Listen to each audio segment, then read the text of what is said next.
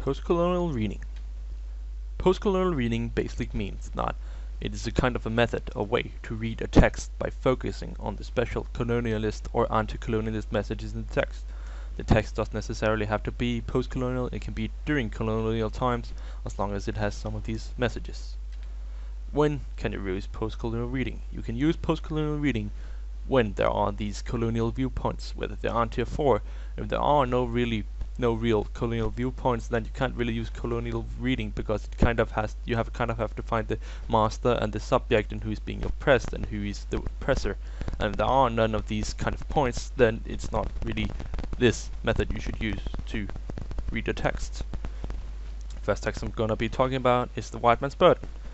It's about imperialism and colonization. It's about how Western culture is about to be implemented in a colony, and how the white man has kind of a burden that he has to teach the black man all of these things about Western culture: how to be Christian, how to speak English, how to adapt and work in a civilized society.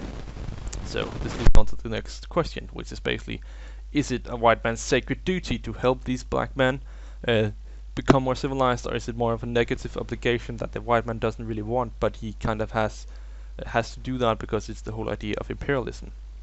So now we're gonna take a look over and see if we can see any quotes, and I have a quote here. It is, "Take up the white man's burden and reap his old reward, the blame of those you better, the hate of those you guard, the cry of hosts you humor, slowly toward the light. Why brought he us from bondage, or loved the Egyptian night?" So basically the last sentence is ironic, because it says, why did he bring a civilization and a proper society?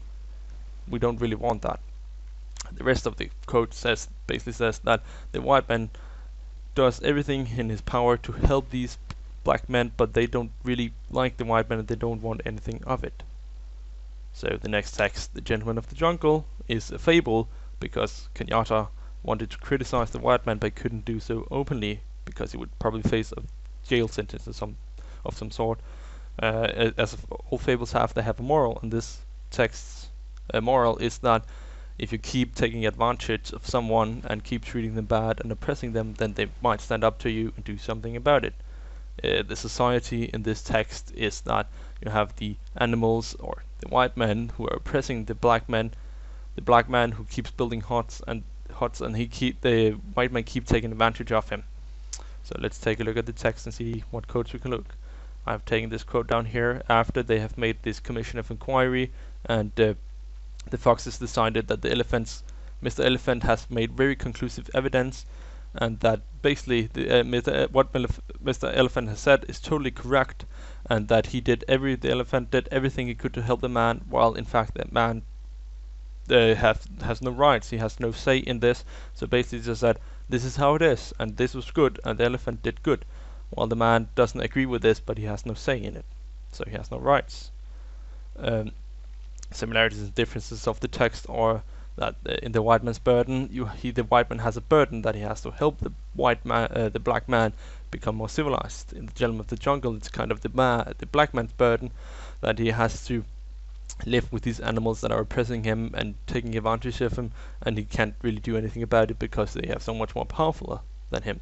The ingrained thoughts are mostly seen in The White Man's Burden, where Kipling, the author, kind of has the whole idea that the black men won't become civilized, and they're savages and they will learn absolutely nothing from us, while they have made a few parodies of it. So it's not maybe not only him, but it's not that it was maybe that thorough thought.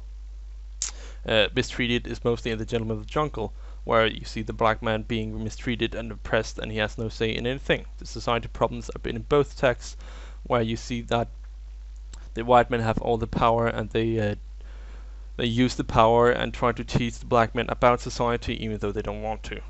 So in conclusion, we can say that what post-colonial reading does for us is that it teaches us about how you lived during colonial times, and how exactly the two sides stand up against each other, how the black men feel oppressed and stuff like that, and how the white men felt like it was a burden that you had to actually teach them about culture and about being proper.